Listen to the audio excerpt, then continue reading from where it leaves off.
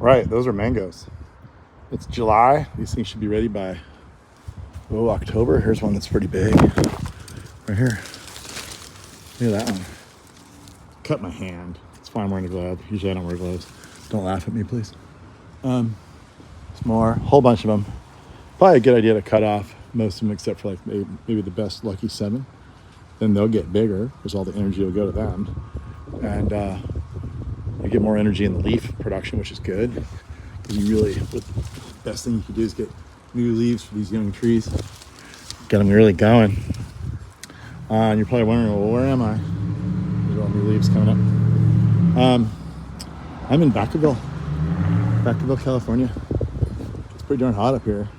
Here's a little cotto tree that we planted years ago, a couple of years ago from my client. It's got avocados all over it, just loaded. Look at them all.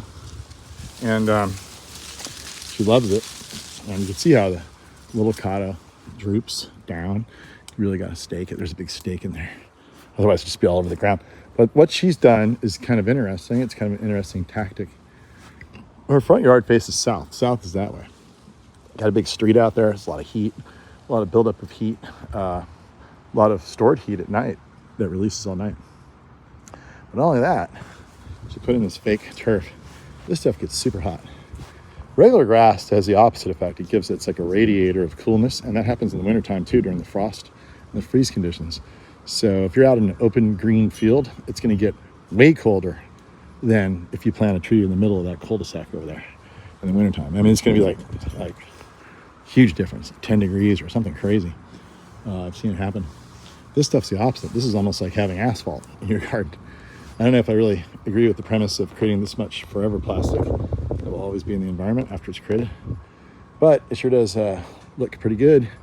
Maintenance free, mowing free, and water free. So those are all benefits to the environment. So I guess it offsets.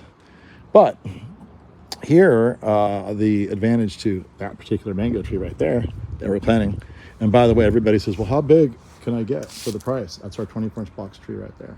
It's beautiful. It's probably 5 feet tall and 5 feet wide, multi-trunk, and probably already have fruit on it. It's ready to explode. It's hardy enough too to handle some cold conditions, way more so than the little ones. I mean, look how much caliper there is in here. See this? Look at that. That's a lot of caliper. That's my finger. That's a lot of caliper. That's what you want for these trees, so they're established. They can withstand the cold. But here you're going to have a condition where this is going to raise the temperature of this whole area in addition to the driveway, in addition to the walkway, which is a lot of hardscape, in addition to just the fact that the house is going to capture heat and radiate this way. She's really kind of created a perfect microclimate for this. And on top of all that, she's planting it on the very edge of this magnolia tree right underneath it. At first I was like, oh no, she planted it under there. When I thought about it, I'm like, well, that's actually a really brilliant spot because, it's going to protect it from frost above it. But all winter long, the sun's going to roll through here and it's going to hit it all winter long. It's going to heat up this whole area. And at night, like I said, it's going to be frost protected. So you could put it under trees as long as you're open to the south. Of course, when these trees grow up, that might be an issue. I don't know what the long-term plan is, but for the short term, it's going to be an ideal spot. So, but it's a total hassle to plant this plant because I had to cut out the fabric, dig out the sand, dig out the hard pack, and I think below that I'm finally getting to some dirt. And it's Thursday. I've been working like crazy. Tomorrow's my day off finally, and it's the afternoon. I'm really starting to peter out. But anyway, so that's our tree. I'll show you the finished product when we're done. But that's what you get when you get a 24-inch mango. And think about all the principles I just talked about for microclimate modification. Just things to think about. And there it is. And there it is, all finished planted in its nice little round hole with edging and everything. It's got some new growth. It's got some really new growth.